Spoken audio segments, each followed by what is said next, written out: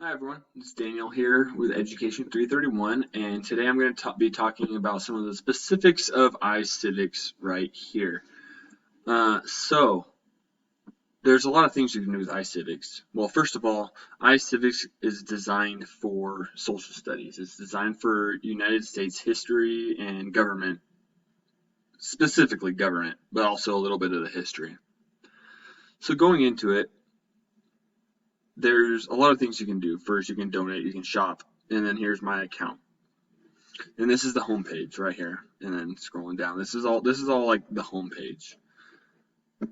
So if you're into social studies and you're teaching social studies and you want to play some games, boom, games. You click the play, and then up here there's like play, teach, about, and then the bar at the top.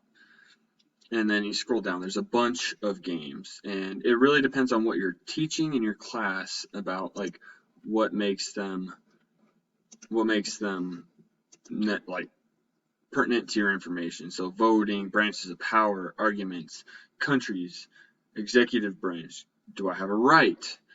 Court processes, counties, how counties work, immigration, things like that. And when the White House certify U.S. citizenship, that's the game that we played in class the other day. So I want you to pause and take 10 minutes. Pick one of these games, any of these games. Just take 10 minutes, just click on it and play it for about 10 minutes and see how you do.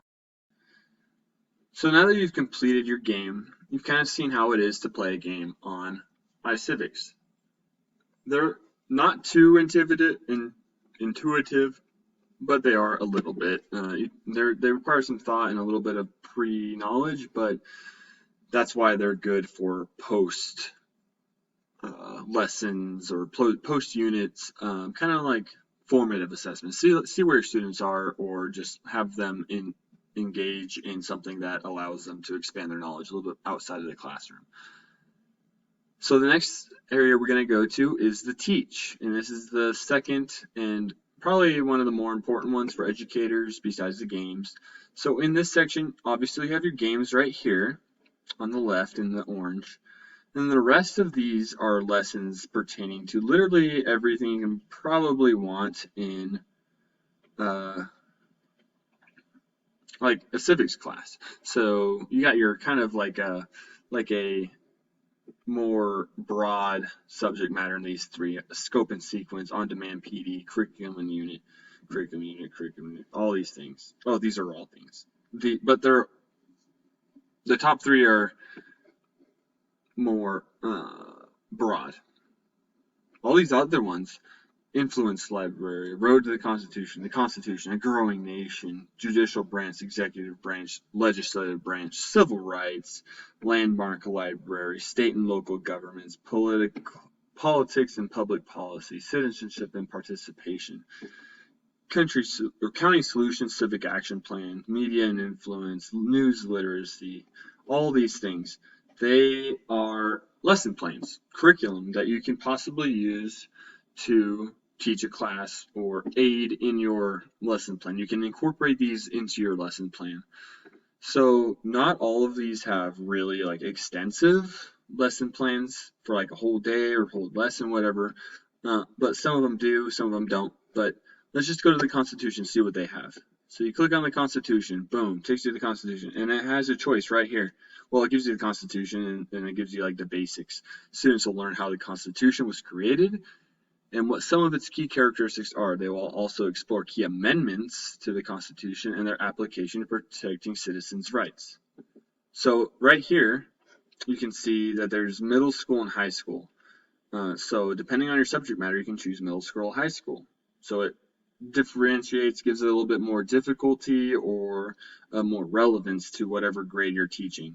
So I'm in middle school. So if you can just scroll down, you can see all the different lesson plans. You can see America's founding preambles, the Constitution's cover letter, things like that. And then you go to high school, it's the same thing, but it's slightly different. Constitutional principles, high school. The Federalist debate, high school. No Bill of Rights, no deal. The Constitution's cover letter. All right, so then you can also like click on it. You can click on it, view full lesson. Boom, lesson plan, learning objectives. It gives you the learning objectives, what the lesson will be about, and then there's lesson materials. You can get assignments, and then download the resources like this.